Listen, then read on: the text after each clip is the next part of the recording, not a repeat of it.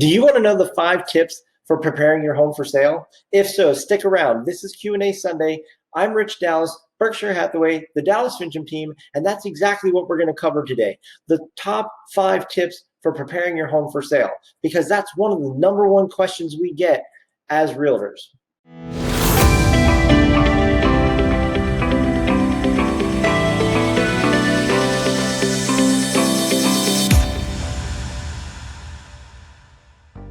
Let's dive into tip number 1. Declutter your house. That seems pretty simple, and I know we've probably mentioned that 1,000 times on another episode, but that is one of the things that you really want to do. You want to make sure you minimize everything in your home to make it look as appealing as absolutely possible.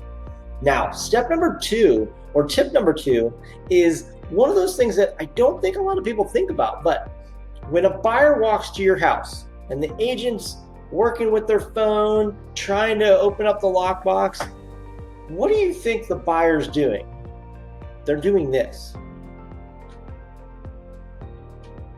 They're looking around. They're looking to make sure, what does the outside of your house look like? Are there any things that need to be buttoned up? Does the front door need painted? Does the trim need painted? Is it falling apart? That's what they're looking at.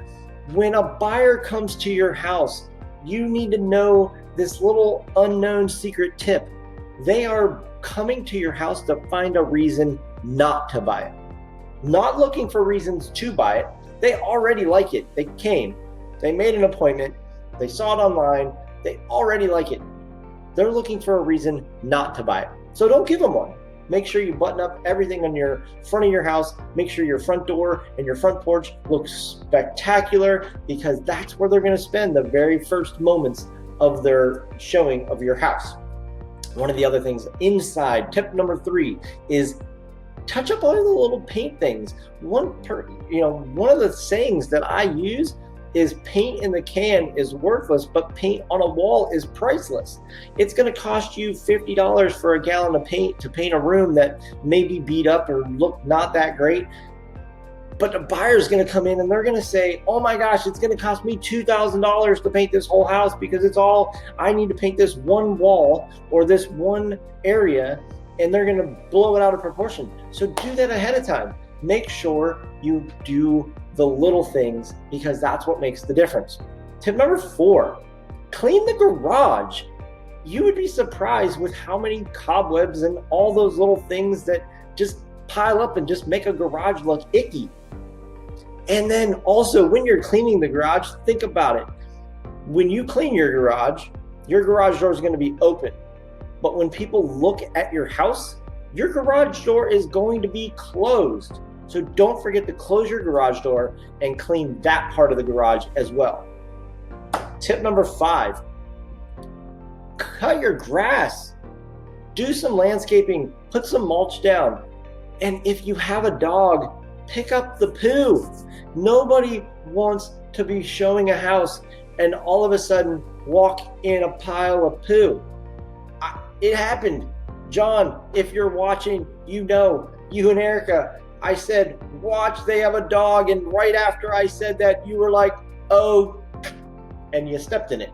So if you know what I'm talking about, you've probably been looked at a house and you're watching for landmines. Make sure you clean that stuff up. It's just easier to have it done prior to somebody getting to your house. Now, bonus tip we're going to call it 6. Hire a professional. Don't try to do it on your own. It's tough to coordinate all the showings. It's tough to do this. But more importantly, there is nothing more that is worse than this right here. That picture of the agent in a mirror, or somebody the agent knows in the mirror. Don't let somebody list your house. This is your biggest asset. Most people's biggest asset is their home.